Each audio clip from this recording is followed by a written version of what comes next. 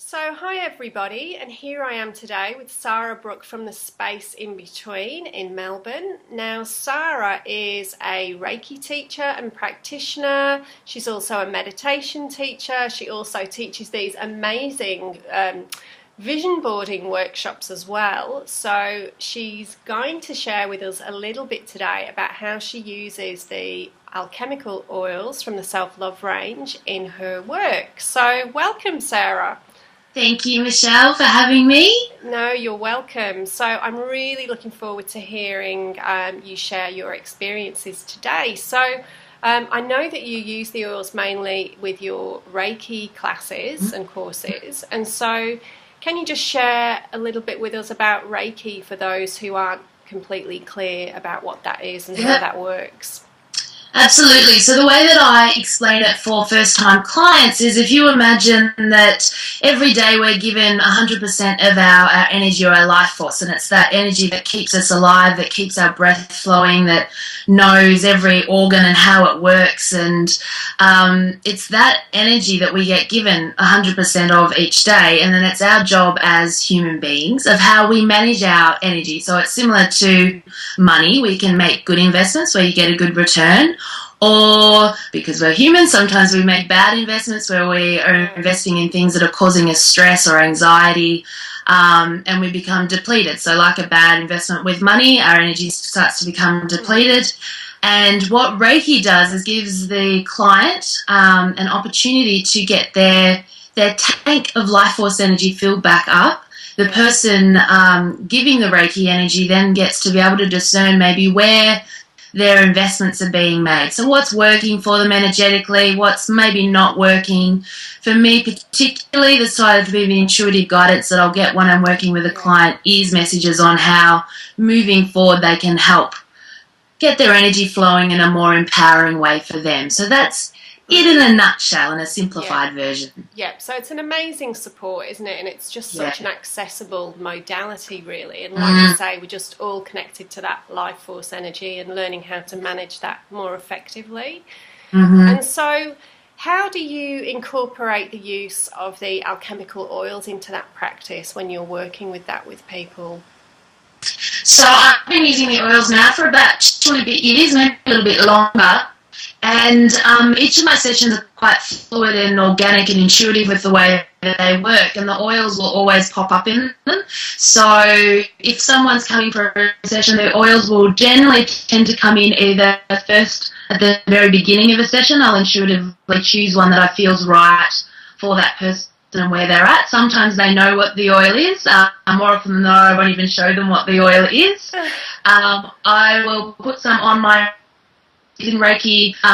You do a lot of work around people's head and body. So for me, on the wrists, it means when I'm around their throat area, their head, their third eye, they get to really smell that oil as I'm energetically working on them. So that's really beautiful.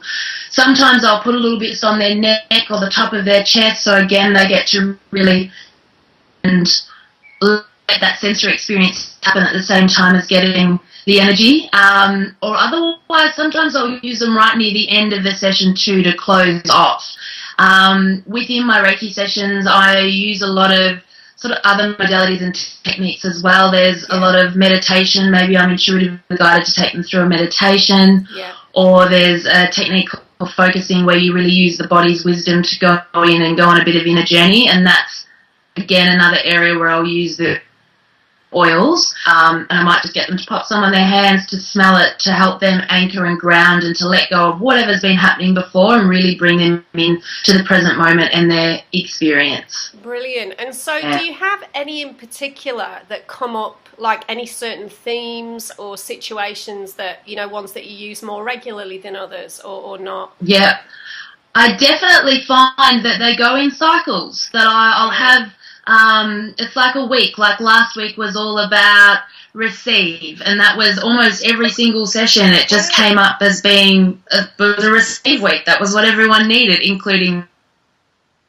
And they generally do go like that. I also find that they tie in a lot with energetically what's happening astrologically. Right. So this sort of past 18 months to 2 years with Saturn in Scorpio, I've been using authentic a lot. Right, yeah. Really, that's, you know, that energy is really helping us our truth and our power and to express authentically who we are. So the authentic oil's been amazing for that.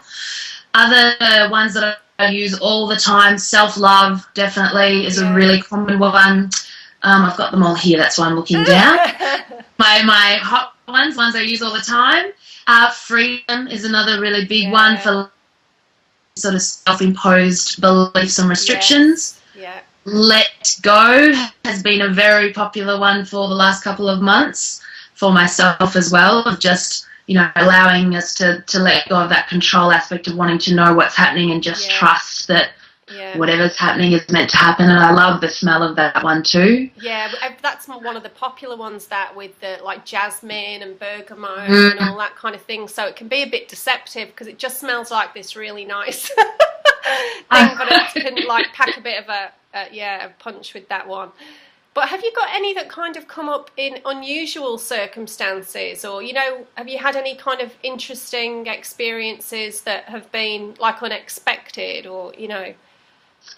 I had one incident last week which I actually really loved. I was doing a distant healing for a girl in Sydney actually, and she's used your oils before. And I quite regularly in the distant healing sessions will use connect, and depending on whatever that person needs, I'll use it and the energy will go through to them as well. And I was using Receive for her, and when we chatted after the session, I said that to her and she laughed and she's like, I knew you were using that oil. I could smell it while she was getting the healing, even though she wasn't even, well, you know, I wasn't physically administering the oil to her, but she could smell it when I was sending the healing. And Look, I've had weird and wonderful things like that happen before, but not in particular with your oil. So I loved that. I thought that was beautiful. That's really interesting because it just shows, doesn't it, how much we're all connected, and there's not really any separation, you know, it's all intention. So, well, that's great. Oh, well, thank you for sharing that. That's really interesting. All right. I love hearing all those like different examples of things, but it is interesting how things can often work with the astrological cycles and what's happening energetically on the planet as well. So, no, that's great. Oh, well, thank you so much for your time. I really appreciate that. Pleasure. And look forward to hearing more how you go in the future with them as well. Thanks, Michelle. Okay. I'll be sure to keep you updated. Thank you.